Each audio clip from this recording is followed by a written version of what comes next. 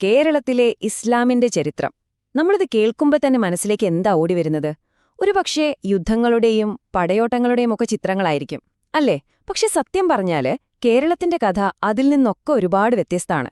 ഇവിടെ ഇസ്ലാം എത്തിയത് വാളുകൊണ്ടല്ല, മറിച്ച് അറബിക്കടലിലെ കാറ്റിൽ സഞ്ചരിച്ച കച്ചവട കപ്പലുകളിലാണ്.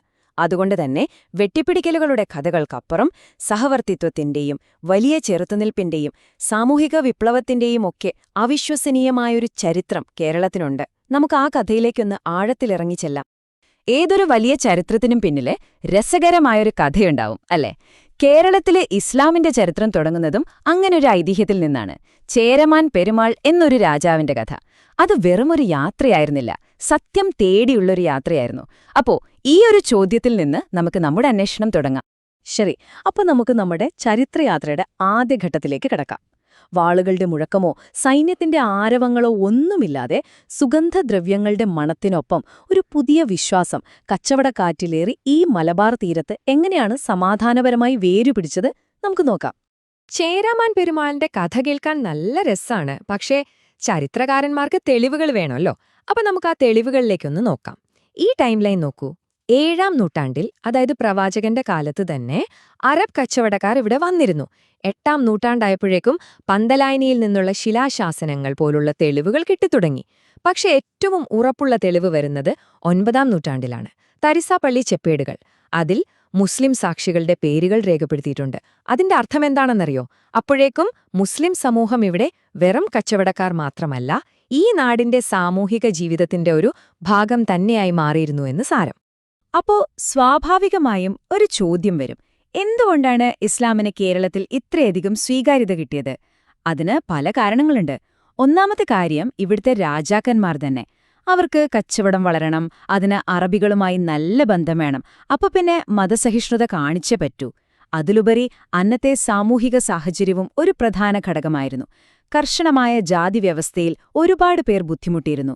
അവർക്ക് സമത്വം വാഗ്ദാനം ചെയ്ത ഇസ്ലാം ഒരു പുതിയ സാധ്യതയായി തോന്നി.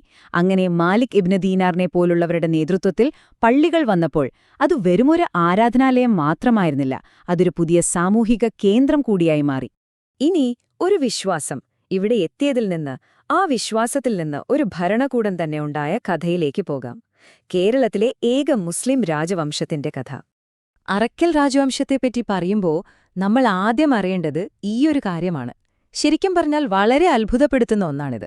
അവർ ഇസ്ലാം മതം സ്വീകരിച്ചു, പക്ഷേ തങ്ങളുടെ പാരമ്പര്യമായ കേരളത്തിന്റെ തനതായ മരുമക്കത്തായം എന്ന സമ്പ്രദായം അവർ കൈവിട്ടില്ല. ഇതിന്റെ അർത്ഥം സ്വത്തും അധികാരവുമൊക്കെ കൈമാറ്റം ചെയ്തിരുന്നത് അമ്മയിൽ നിന്ന് മകളിലേക്കായിരുന്നു. ലോകത്തിലെ മറ്റ് മുസ്ലിം ഭരണകൂടങ്ങളിൽ നിന്നൊക്കെ അറക്കൽ രാജവംശത്തെ ഇത് തികച്ചും വ്യത്യസ്തമാക്കുന്നുണ്ട്. കണ്ണൂര് തലസ്ഥാനമാക്കി ഏകദേശം 300 വർഷത്തോളം, ചെറിയ കാലമൊന്നുമല്ല, അവർ മലബാർ തീരത്തെ ഒരു പ്രധാന ശക്തിയായിരുന്നു. അവരുടെ അധികാരം വെറും കരയിൽ ഒതുങ്ങിയില്ല കേട്ടോ. അറബിക്കടലിലെ വ്യാപാര വഴികളിൽ അവർക്ക് വലിയ സ്വാധീനമുണ്ടായിരുന്നു. ലക്ഷദ്വീപിന്റെ നിയന്ത്രണം കൂടി കിട്ടിയതോടെ അറക്കൽ രാജാക്കന്മാർ മലബാർ തീരത്ത് ആർക്കും അവഗണിക്കാനാവാത്ത ഒരു നാവിക ശക്തിയായി മാറി. ഇത് പിന്നീട് യൂറോപ്യന്മാർ വന്നപ്പോൾ വളരെ നിർണായകമായി. ഇതുവരെ നമ്മൾ സമാധാനത്തിന്റെ കഥയാണ് പറഞ്ഞത്. എന്നാൽ ഇനി കഥയുടെ ഗതി മാറുകയാണ്. 1498-ൽ വാസ്കോഡഗാമ കോഴിക്കോട് കപ്പലിറങ്ങിയതോടെ കടലിന്റെ ആധിപത്യത്തിനു വേണ്ടി ഒരു നൂറ്റാണ്ട് നീണ്ടുനിന്ന വലിയൊരു പോരാട്ടത്തിന് തുടക്കമായി. ഈ കാണുന്ന 2 ഭാഗങ്ങൾ തമ്മിലുള്ള വ്യത്യാസമൊന്നു നോക്കൂ. ഇടതുവശത്ത് നൂറ്റാണ്ടുകളായി ഇവിടെയുണ്ടായിരുന്ന കച്ചവട രീതി, അതായത് പരസ്പര സഹകരണത്തോടെയുള്ളത്. എന്നാൽ വലതുവശത്ത് പോർച്ചുഗീസുകാർ. അവരുടെ ലക്ഷ്യം ഒന്നേയുള്ളൂ, കുത്തക, അതും തോക്കിൻ മുനയിൽ നിർത്തി. ഇത് വെറും 2 കച്ചവട സംഘങ്ങൾ തമ്മിലുള്ള ഒരു മത്സരമായിരുന്നില്ല, 2 ലോകവീക്ഷണങ്ങൾ തമ്മിലുള്ള ഒരു വലിയ ഏറ്റുമുട്ടലായിരുന്നു. ഈ ചോദ്യത്തിന് ചരിത്രം നൽകിയ ഉത്തരം മലബാറിന്റെ സ്വന്തം വീരപുത്രന്മാരുടെ കഥയാണ്. ഉത്തരം വന്നത് കോഴിക്കോട്ടെ സാമൂതിരിയുടെ നാവികസേനയിൽ നിന്നാണ്. അവരാണ് കുഞ്ഞാലിമരയ്ക്കാർമാർ. ഇത് ഒരാളുടെ പേരല്ല, ഒരു പദവിയാണ്.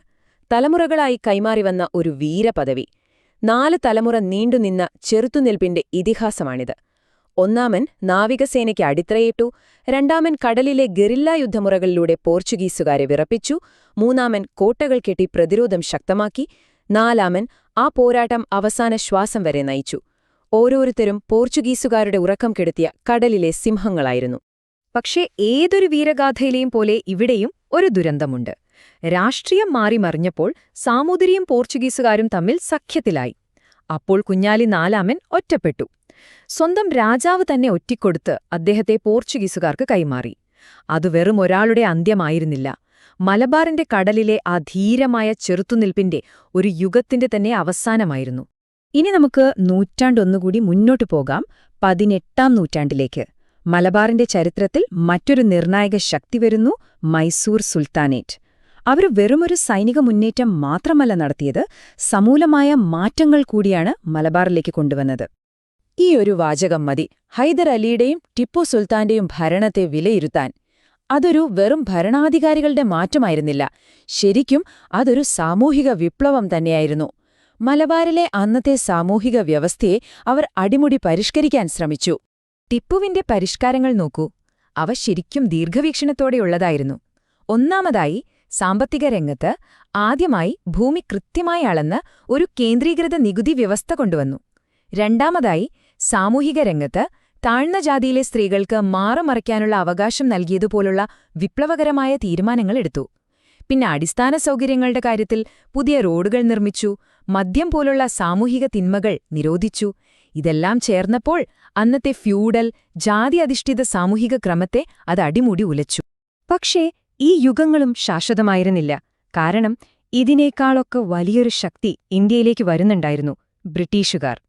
ആംഗ്ലോ മൈസൂർ യുദ്ധങ്ങളോടെ മലബാർ ബ്രിട്ടീഷുകാരുടെ കയ്യിലായി.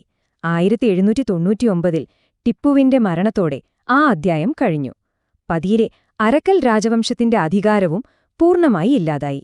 അതോടെ കേരളത്തിന്റെ ചരിത്രത്തിൽ കൊളോണിയൽ ഭരണത്തിന്റെ ഒരു പുതിയ അധ്യായം തുടങ്ങുകയായിരുന്നു. അപ്പോ ഇത്രയും വലിയൊരു ചരിത്രം നമ്മൾ ഓടിച്ചു നോക്കി. ഇനി നമുക്കൊന്ന് തിരിഞ്ഞു നോക്കാം. എന്താണ് ഈ നീണ്ടതും വൈവിധ്യപൂർണവുമായ ചരിത്രം ഇന്ന് നമ്മളോട് പറയുന്നത്?